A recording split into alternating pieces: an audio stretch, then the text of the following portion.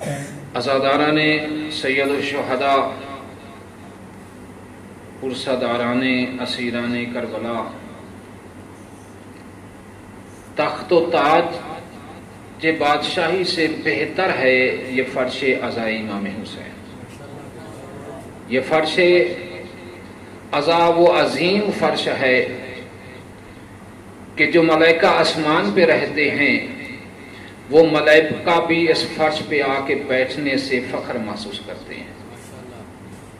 بہار میں علامہ مجلسی رحمہ نے اور شہید ثالث نے خصائص حسینیہ میں اس روایت کو لکھا ہے کہ جہاں کہیں مجلس امام حسین ہوتی ہے ملائکہ عرش سے زمین پر اس جگہ تشریف لے آتے ہیں، اور جب یہ ملائکہ واپس عرش پہ جاتے ہیں تو وہاں کے ملائکہ ان سے پوچھتے ہیں کہ تم کہاں گئے تھے، کہاں سے آ رہے ہو، تمہارے پاس سے ایسی خوشبو آ رہی ہے کہ جو یہاں جنت میں بھی نہیں پائی جاتی۔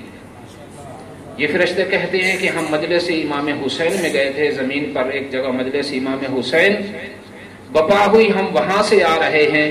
وہ آسمان والے فرشتے کہتے ہیں کہ ہمیں بھی وہاں لے چلو، ہم بھی اس خوشبو کا تبرک وہاں سے لے آنا چاہتے ہیں۔ یہ فرشتے کہتے ہیں کہ اب تو وہ مجلس ختم ہو گئی، گھروں کو چلے گئے۔ وہ کہتے ہیں لوگ گھروں کو چلے گئے، مجلس ختم ہو گئی ہوگی، وہ جگہ تو ہوگی نا، ہم اس جگہ سے اپنے آپ کو مس کر کے آ جائیں گے۔ یہ فرش عزا، اس عزاداری کی اہمیت کو دنیا نہیں سمجھتی، بہت اہم ہے یہ عزاداری۔ درود پڑھیں محمد و آل محمد کی ذات پر۔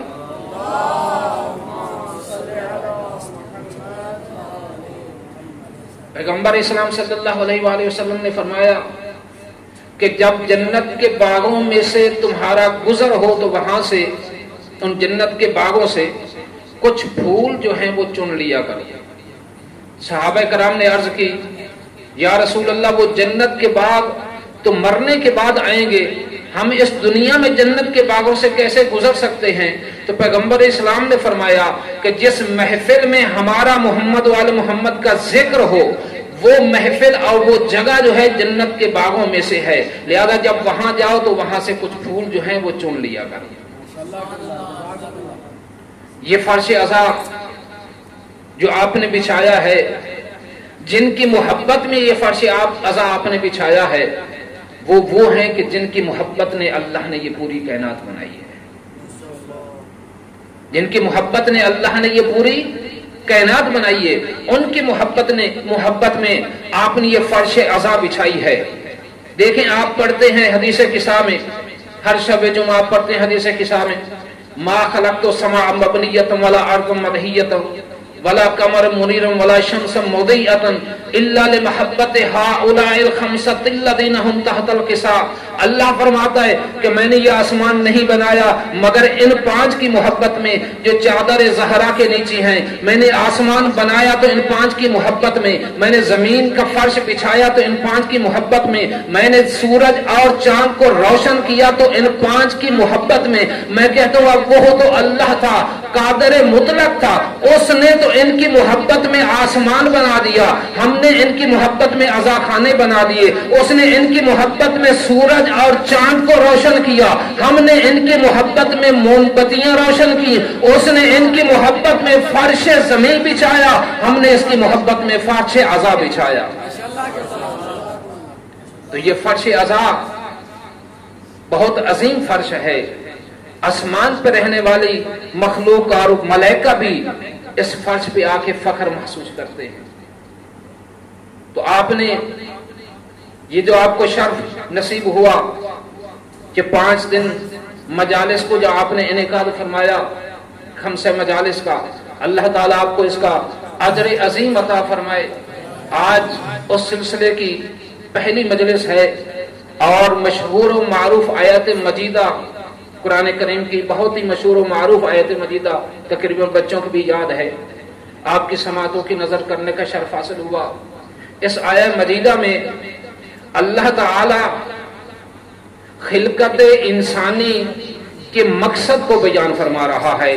اللہ تعالی حیات انسانی کو اپنی عبادت، حیات انسانی کا مقصد اپنی عبادت کو قرار دے رہا ہے کہ ہمیں اور آپ کو یہ وجود جو ملا ہے، یہ پیکر جو ملا ہے، یہ آنکھیں اور بصارت جو ملی ہے، یہ کان اور سماعت ملی ہے، یہ زبان اور گویائی ملی ہے، یہ دل اور دھڑکن ملی ہے، یہ قلب اور بصیرت ملی ہے، تو صرف اور صرف اللہ کی عبادت کے لیے۔ اللہ نے ہمیں خلق فرمایا ہے تو صرف اور صرف اپنی عبادت کے لیے خلق فرمایا ہے۔ لیکن عزیزان گرامی، آپ جانتے ہیں، آپ کو معلوم ہے کہ عبادت معرفت کے بغیر ممکن نہیں ہے، معرفت کے بغیر عبادت نہیں ہو سکتی، اور احادیث معصومین علیہ السلام سے بھی یہی معلوم ہوتا ہے کہ وہ عبادت اللہ کی بارگاہ میں قبول ہی نہیں ہے جو معرفت کے بغیر ہو۔ جو معرفت عبادت کے بغیر ہوگی وہ قابل قبول ہی نہیں ہے۔ وہی عبادت انسان کے درجات کے بلندی کا سبب بنتی ہے، وہی معرفت اسی عبادت پر روز معاشر اجر و ثواب ملے گا جو عبادت معرفت کے ساتھ ہوگی۔ اگر معرفت نہیں ہوگی تو عبادت عبادتاً نہیں ہوگی بلکہ وہ عبادت عادتاً ہوگی۔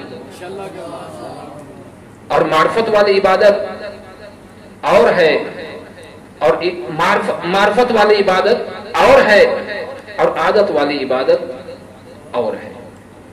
اور اللہ کو معرفت والی عبادت چاہیے، یہ عادت والی عبادت نہیں چاہیے۔ اور یہ معرفت اتنی اہم ہے، معرفت کی اتنی اہمیت ہے کہ جن دعاؤں کے پڑھنے کا ہمیں حکم ہوا ہے ان میں سے ایک دعا ہے جو دعائے معرفت کہلاتی ہے، جو آپ ہر نماز کے واجب نماز کے بعد آپ پڑھتے بھی ہیں، دعائے معرفت۔ اللہم عرفنی نفسک فإنک ان لم تعرفنی نفسک لم اعرف نبیک، کہ اے اللہ تو مجھے اپنی معرفت نصیب فرما، اس لیے کہ اگر تو نے مجھے اپنی معرفت عطا نہ کی تو اس کا نقصان کیا ہوگا؟ لم اعرف نبیک، مجھے تیرے نبی کی معرفت حاصل نہیں ہوگی۔ اور اگلا جملہ کیا ہے؟ اللہم عرفنی نبیک، اے میرے اللہ، اے پروردگار مجھے اپنے نبی کی معرفت نصیب فرما۔ فإنک ان لم تعرفنی نبیک لم اعرف حجتک، اس لیے کہ اگر تیرے نبی کی معرفت حاصل نہ ہوئی تو تیری حجت یعنی امام کی معرفت حاصل نہیں ہوگی۔ تو اب اللہ کی معرفت حاصل نہیں ہوگی تو اس کا نقصان کیا ہوگا؟ دعا کے جملے معصوم کے جملے ہیں، اللہ کی معرفت حاصل نہیں ہوگی تو اس کا نقصان یہ ہے کہ نبی کی معرفت سے محرومی ہوگی، نبی کی معرفت حاصل نہیں ہوگی، اور اگر نبی کی معرفت حاصل نہیں ہوگی تو اس کا نقصان یہ ہوگا کہ اللہ کی حجت اور امام کی معرفت حاصل نہیں ہوگی۔ اور اگلا جملہ کیا ہے؟ اللہم عرفنی حجتک، کہ اے میرے اللہ مجھے اپنی حجت یعنی زمانے کے امام کی معرفت نصیب فرما، اس لیے کہ اگر تیری حجت اور زمانے کے امام کی معرفت حاصل نہیں ہوگی تو اس کا نقصان کیا ہوگا؟ یہ فکرہ سننے والا عزیزان گرامی قابل غور فکرہ ہے۔ اللہم عرفنی حجتک، کہ اے بار الہ مجھے اپنے حجت کی معرفت عطا فرما، اس لیے کہ تیری معرفت نہ ہوئی تو اس کا نقصان مجھے یہ ہوگا کہ تیرے نبی کی معرفت سے محروم ہو جاؤں گا۔ تیرے نبی کی معرفت انہیں عطا نہ فرمائی تو اس کا نقصان یہ ہے کہ تیری حجت کی معرفت مجھے نصیب نہیں ہوگی، تیری حجت کی معرفت سے محروم ہو جاؤں گا۔ اور اگر تیری حجت یعنی امام کی معرفت حاصل نہیں ہوگی تو اس کا نقصان یہ ہوگا دلالت عن دینی، میں اپنے دین سے گمراہ ہو جاؤں گا، دین سے خارج ہو جاؤں گا۔ تو اس کا مطلب یہ ہے کہ امام کی معرفت نہ ہونا صرف ثواب میں کمی کا سبب نہیں ہوتا بلکہ دین سے خارج ہونے کا سبب ہوتا ہے۔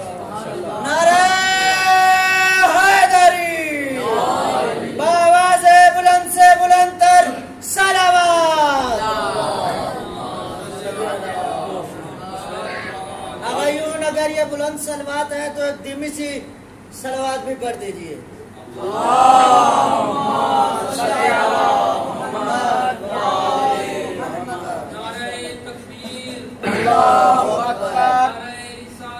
یا رسول اللہ، زندہ باد، زندہ باد، مردہ باد، مردہ باد، اللہم صلی علی محمد وآل محمد۔ اگر امام کی معرفت نہیں ہوگی تو ضللت عن دین، میں دین سے خارج ہو جاؤں گا، دین سے گمراہ ہو جاؤں گا۔ تو معرفت کا نہ ہونا، عدم معرفت صرف ثواب میں کمی کا سبب نہیں ہے، بلکہ گمراہی اور دین سے خارج ہونے کا سبب ہے۔ اگر آپ اس کی دلیل پوچھئے تو اس کی دلیل یہ ہے کہ شیطان کے لیے اعلان کفر ہو رہا ہے، وَكَانَ مِنَ الْكَافِرِينَ، شیطان کافروں میں سے تھا، تو یہ شیطان کے لیے اعلان کفر ہو رہا ہے۔ یہ اس لیے نہیں ہو رہا کہ اس کے پاس عبادتوں کی کمی تھی، شیطان عبادتوں میں کمی کی وجہ سے کافر نہیں بنا، بلکہ معرفت نہ ہونے کی وجہ سے شیطان کافر ہوا، اس لیے کہ عبادتیں تو اتنی تھیں کہ عبادتوں کی سیڑھی لگا کر وہ زمینوں سے آسمان تک پہنچ گیا۔ جن تھا زمین پہ رہتے تھا اور عبادتیں اتنی کی کہ عبادت کے زینوں سے وہ زمین سے آسمانوں تک ملائکہ کی صف میں جا کر بیٹھا، معصوموں کی صف میں جا بیٹھا عبادتوں کی وجہ سے۔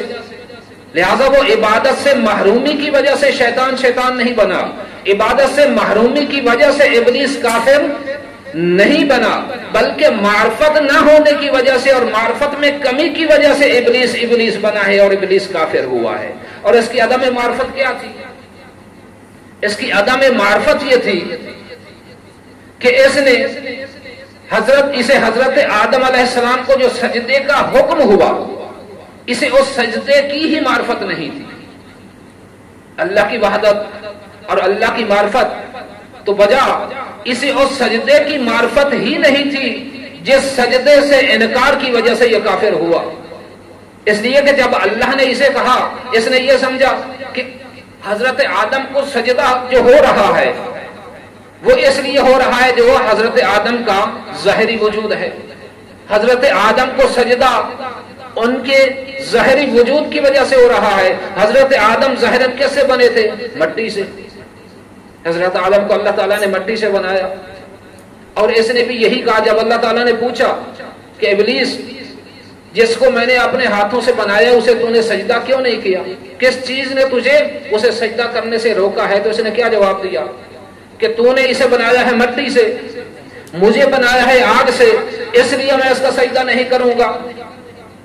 تو اس نے سجدے کا انکار کیوں کرا؟ حضرت آدم کے ظاہر کو دیکھا کہ یہ ہے مٹی سے، میں ہوں آگ سے، تو حضرت آدم کے ظاہر کو دیکھا، ظاہر کو دیکھ کر سجدے سے انکار کر دیا، حالانکہ اسے یہ معلوم نہیں تھا کہ حضرت آدم کو جو سجدہ ہو رہا ہے وہ حضرت آدم کے ظاہر اور مٹی کی وجہ سے نہیں ہے، بلکہ حضرت آدم کو سجدے کا جو حکم ہوا ہے وہ اس مٹی کے محل میں جو انوار پنج تن تھا اس کی وجہ سے ہو رہا ہے۔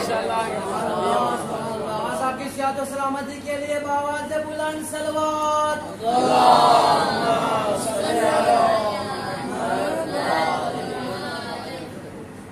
وہ یہ سمجھ رہا تھا کہ حضرت آدم کو جو سجدہ کا حکم ہوا ہے یہ مٹی کی وجہ سے ہے، حالانکہ حضرت آدم کو مٹی کی وجہ سے سجدے کا حکم نہیں دیا گیا، حضرت آدم کے سجدے کا حکم۔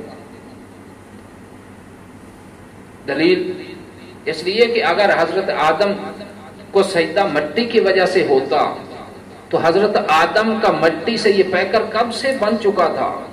روایت میں ہے کہ 15,000 سال تک حضرت آدم علیہ السلام کا یہ پیکر بن کے پڑا رہا، فرشتے گزرتے رہے، شیطان گزرتا رہا، دیکھتے رہے، لیکن کسی نے سجدہ نہ کیا، نہ سجدے کا حکم تھا، نہ کسی نے سجدہ کیا 15,000 سال تک، اور وہ بھی وہاں کے 15,000 سال، یہاں کے 15,000 سال نہیں، جہاں کا ایک دن یہاں کی 50,000 سال کے برابر ہوگا۔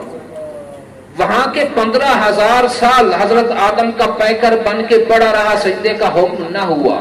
سجدے کا حکم کب ہوا؟ کیا فرمایا؟ فَإِذَا نَفَخْتُ فِيهِ مِن رُوحِي، کہ جب میں اس میں اپنی روح ڈال دوں، جب اس میں روح ڈال دوں تو اس وقت فَقَعُوا لَهُ سَاجِدِينَ، اس کے سامنے سجدے میں گر جانا۔ تو سجدے کا حکم کب ہوا؟ کہ جب اس میں روح ڈال دوں، فَإِذَا نَفَخْتُ فِيهِ مِن رُوحِي، جب اس میں روح ڈال دوں، فَقَعُوا لَهُ سَاجِدِينَ، تو اس کے سامنے سجدے میں گر جانا۔ تو سجدہ حضرت آدم کو جو سجدہ ہوا وہ اس روح کی وجہ سے ہوا جو حضرت آدم کے اندر اللہ نے روح ڈالی. اور اب یہ روح کیا ہے؟ یسألونک عن الروح قل الروح من امر ربی. اے میرے حبیب یہ آپ سے روح کے بارے میں سوال کرتے ہیں، ان سے کہہ دو کہ روح اللہ کا امر ہے. تو روح ہے امر، تو اب میں کہوں گا کہ جو امر کا انکار کرتا ہے وہ تو بنا ابلیس اور شیطان، جو صاحب امر کا انکار کرے وہ کیا ہوگا؟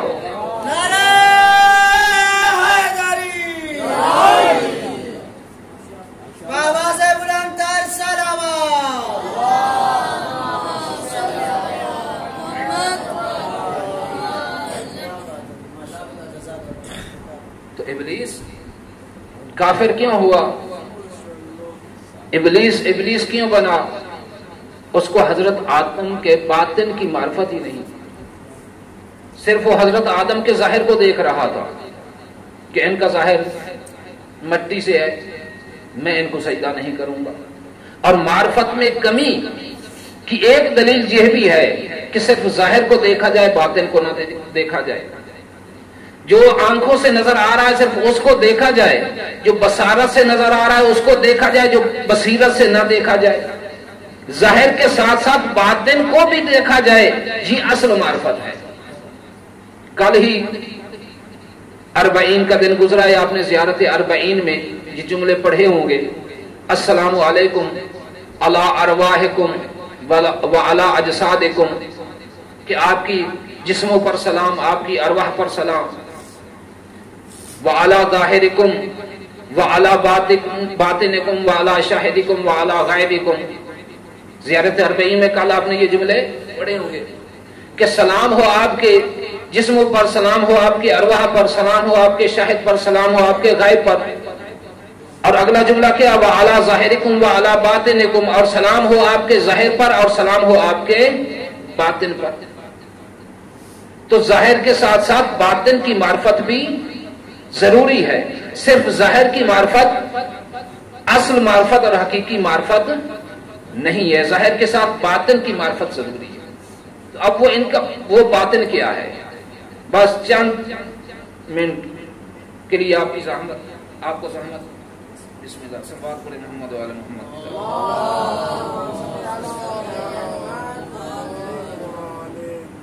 تو اب وہ ظاہر کیا ہے، باطن کیا ہے، یہی عرض کر کے 1-2 منٹ میں آپ کی زحمت تمام انشاءاللہ. آپ کے ظاہر پہ بھی سلام، آپ کے باطن پہ بھی سلام. میں نے 5 تن پاک کے بہت ہی مختصر فضائل آپ کی خدمت میں عرض کرنے ہیں، اور اتنے مختصر فضائل آپ نے کبھی نہیں سنے ہوں گے، اس لیے کہ میں نے پورے 5 تن پاک کے فضائل ایک ہی مجلس میں عرض کرنے ہیں.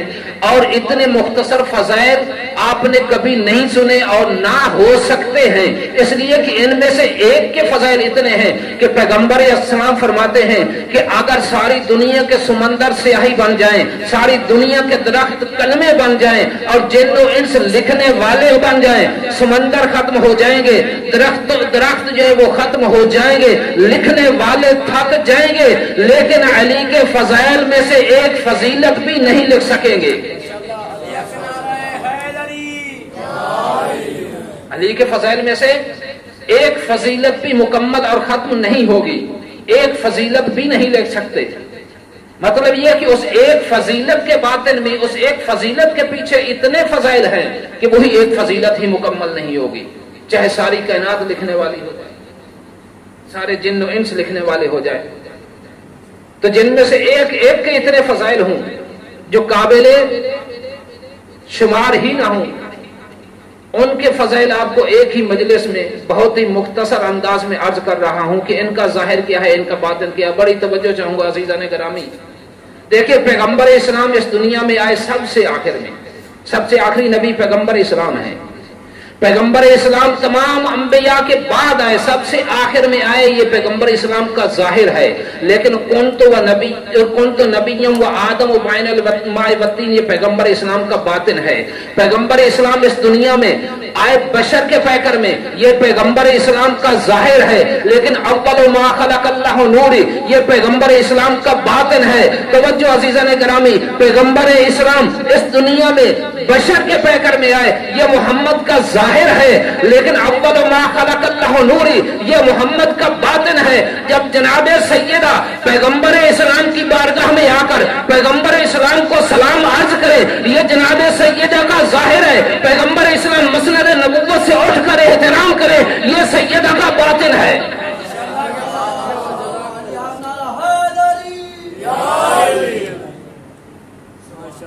پیغمبر اسلام اس دنیا میں پیکر بشر میں آئے، یہ پیغمبر اسلام کا ظاہر ہے۔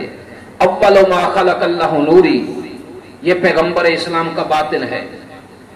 جناب سیدہ پیغمبر اسلام کو سلام کریں، یہ سیدہ کا ظاہر ہے۔ پیغمبر اسلام اٹھ کر احترام کریں، یہ سیدہ کا باطن ہے۔ توجہ چاہوں گا عزیزان گرامی، جملہ جیسے بھی سنیے گا۔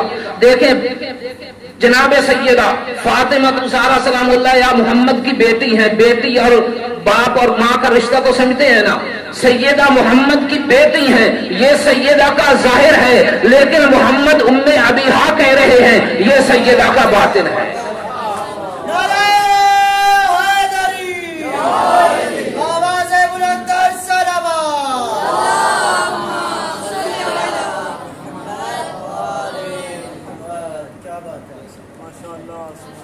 سیدہ پیغمبر اسلام کی بیٹی ہیں، یہ سیدہ کا ظاہر ہے، لیکن نبی فرما رہے ہیں ام ابیہا یہ سیدہ کا باطن ہے۔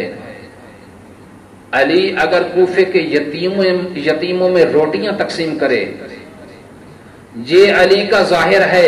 روز محشر جنت و جہنم تقسیم کرے، یہ علی کا باطن ہے۔ علی یتیموں میں روٹیاں تقسیم کرے، یہ علی کا ظاہر ہے۔ روز محشر علی جنت و جہنم تقسیم کرے، یہ علی کا باطن ہے۔ وہی علی اگر گھٹنے کے اوپر جو کی روٹی رکھ کے توڑ رہا ہے، یہ علی کا ظاہر ہے، لیکن جب یہی علی خیبر کو انگلی پہ اٹھا لے، یہ علی کا باطن ہے۔ علی جب جو کی روٹی گھٹنے پہ توڑ رہا ہو، یہ علی کا ظاہر ہے۔ خیبر کو انگلی پہ اٹھا لے، یہ علی کا باطن ہے۔ جب علی منبر کوفے کے اوپر خطبہ دے رہا ہو اور منبر کوفہ سے علی کا خطبہ سنائی دے رہا ہو، یہ علی کا ظاہر ہے۔ اور جب معراج کے پردے کے پیچھے سے لہجہ سنائی دے، یہ علی کا باطن ہے۔ توجہ نہیں کی، آپ نے جملہ ضائع کر دیا۔ عزیزان گرامی صلوات پڑھے محمد والے محمد کی ذات پر۔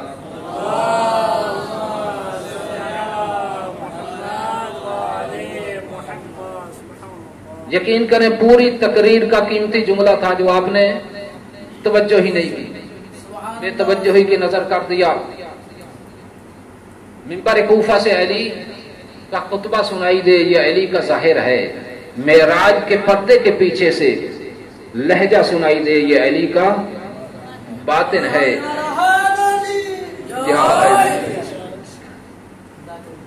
معراج کے پردے کے پیچھے لہجہ سنائی دے، یہ علی کا باطن ہے۔ امام حسن سلنامہ تعریر کر رہے ہیں، یہ امام حسن کا ظاہر ہے۔ وہی امام حسن کسی منافق کو عورت بنا دیں، یہ حسن کا باطن ہے۔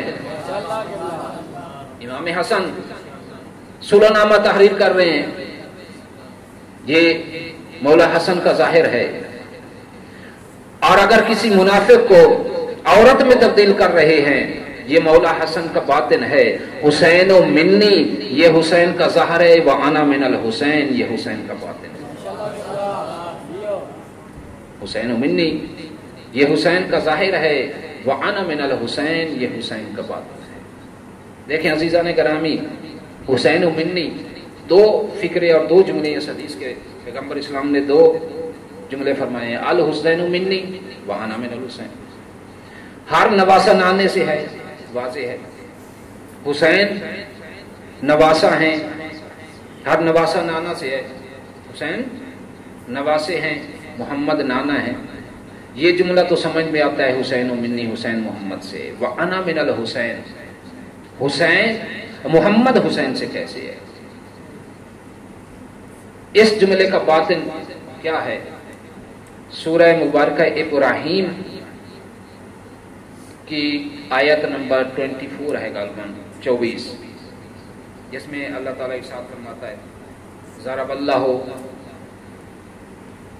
مثلا کلمۃ طیبۃ کشجرۃ طیبۃ، کہ اللہ تعالیٰ کلمہ طیبہ کی مثال دیتا ہے کہ کلمہ طیبہ جو ہے وہ شجرہ طیبہ کی مثل ہے. کلمہ طیبہ شجرہ طیبہ کی مثل ہے. دیکھیں یہ حدیث جو ہے آپ نے کئی مرتبہ سنی ہوگی، اس پر کئی خطابات آپ سن چکے ہوں گے. ایک جملہ عرض کرنا ہے، بڑی توجہ چاہوں گا آپ کی. انا من الحسین، اس کی آپ نے کئی تفسیریں سنی ہوں گی. صرف ایک جملہ عرض کر رہا ہوں کہ اس کا باطن کیا محمد حسین سے کیسے ہے. اللہ تعالیٰ نے کیا ارشاد فرمایا کہ کلمہ طیبہ کی مثال شجرہ طیبہ ہے. کلمہ طیبہ شجرہ طیبہ کی مثل ہے.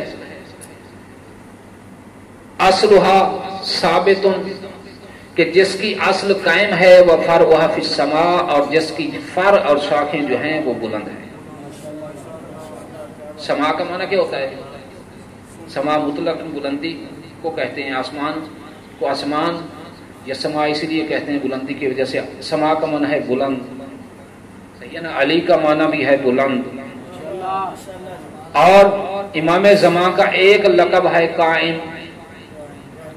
کلمہ طیبہ شجرہ طیبہ کی مثل ہے. اور شجرہ طیبہ جو ہے اصلھا ثابت و فرعھا فی السماء، اس کی جڑیں قائم ہیں اور اس کی شاخیں جو ہیں وہ بلند ہیں، آسمان میں ہیں. پیغمبر اسلام نے اس حدیث اس آیت مجیدہ کی تفسیر میں فرمایا کہ وہ شجرہ طیبہ میں ہوں، اور اس کی شاخیں جو ہیں وہ حضرت علی ہے. اس کا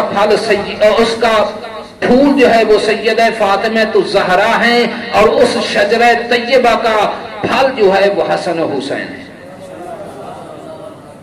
کیا فرمایا کہ میں شجرہ طیبہ ہوں. اور شجرہ طیبہ کی شاخ کون ہے؟ علی. پھول کون ہے؟ سیدہ. اور اس کا پھل کون ہے؟ حسن و حسین. تو پیغمبر اسلام نے کیا فرمایا کہ یہ شجرہ طیبہ میں ہوں، علی اس کی شاخ ہیں، سیدہ اس کا پھول ہیں. وہ پھول جس سے کلی پھوٹتی ہے اور وہ پھول پھر پھل بنتا ہے. حسن اور حسین پھل ہیں. تو اب پھل کی یہ خصوصیت ہوتی ہے عزیزان گرامی، توجہ کیجئے گا. پھل کوئی بھی لے لیں، اس پھل کے اندر ایک بیج ہوتا ہے، بیج یا گٹھلی. اس بیج اور گٹھلی کے باطن کی یہ خصوصیت ہوتی ہے، اور وہ خصوصیت یہ ہے کہ اس بیج کے باطن میں وہی شجرہ، بالکل وہی عین شجرہ جو ہے وہ اس میں پوشیدہ ہوتا ہے. وہی پھل جو ہے اس کے اندر وہ بیج ہوتا ہے، اور اس بیج کے باطن میں وہ شجرہ پوشیدہ ہوتا ہے. پیغمبر اسلام فرما رہے ہیں میں شجرہ طیبہ ہوں، حسن حسین اس کے پھل ہیں. یعنی گویا پیغمبر اسلام یہ فرما رہے ہیں کہ میں حسن حسین کے اندر پوشیدہ ہوں. حسین و منی، یعنی 3 شعبان سے لے کر کربلا تک حسین مجھ سے ہے، اور کربلا سے لے کر قیامت تک میں حسین سے ہوں.